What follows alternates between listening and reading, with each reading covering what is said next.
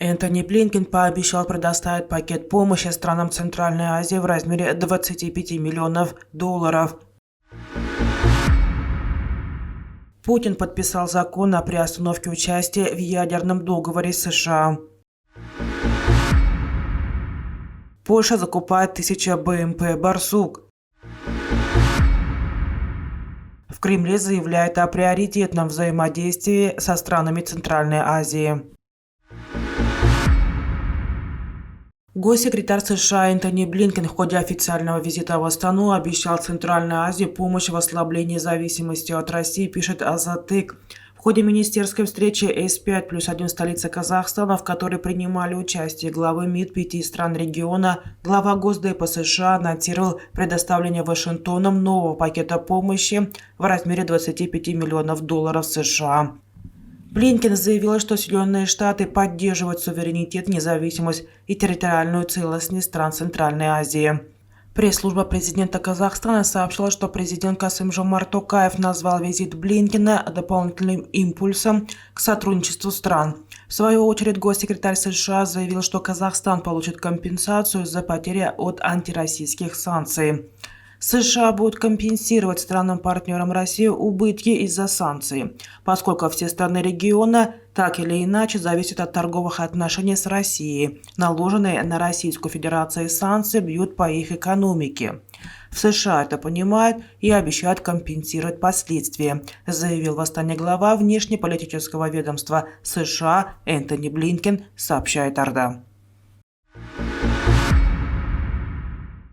Президент Российской Федерации Владимир Путин подписал закон о приостановке участия России в договоре о сокращении стратегических наступательных вооружений. Документ во вторник, 28 февраля, размещен на интернет-портале правовой информации.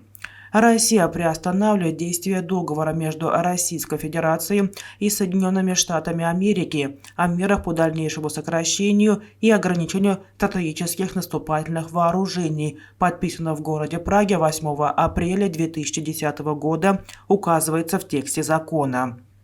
Решение о возобновлении соглашения принимается президентом Российской Федерации, подчеркивается в нем далее. Закон вступает в силу со дня опубликования. Документ был принят Госдумой и одобрен Советом Федерации 22 февраля 2023 года.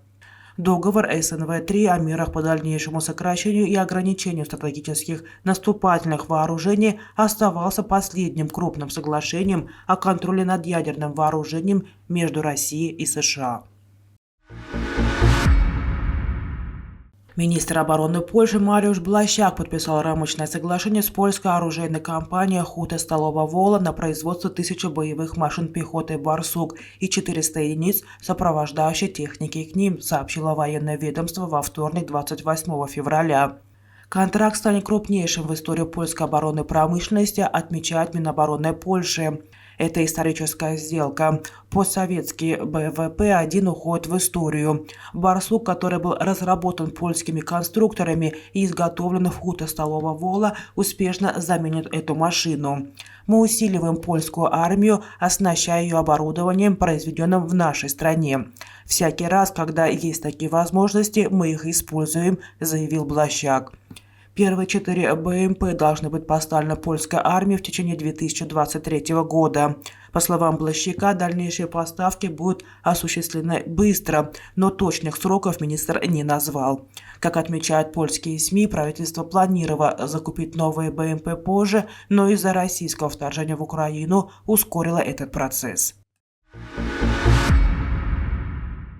Россия активно взаимодействует со странами Центральной Азии и считает это внешнеполитическим приоритетом. Об этом заявил в беседе с журналистами пресс-секретарь президента Российской Федерации Дмитрий Песков, пишет Интерфакс. У нас свои двухсторонние отношения и со среднеазиатскими странами. У нас есть свои форматы взаимодействия. С рядом из них нас объединяют интеграционные процессы Евразийского экономического союза, на что мы и ориентируемся, в чем мы заинтересованы и что мы считаем своим главным внешнеполитическим приоритетом, подчеркнул представитель Кремля. В Кремле посоветовали обратиться в МИД Российской Федерации за комментарием о визите госсекретаря США Энтони Блинкена в страны Центральной Азии, но напомнили, что Москва развивает с государствами региона собственные форматы взаимодействия. Я не хотел бы комментировать визиты госсекретаря США, все-таки я пресс-секретарь президента Российской Федерации. Это прерогатива моих коллег в МИД, сказал пресс-секретарь президента Российской Федерации Дмитрий Песков журналистам в ответ на просьбу прокомментировать поездку Блинкена. Накануне Блинкен прибыл с первым официальным визитом в казахстанскую столицу, где встретился с главами внешнеполитических ведомств стран Центральной Азии.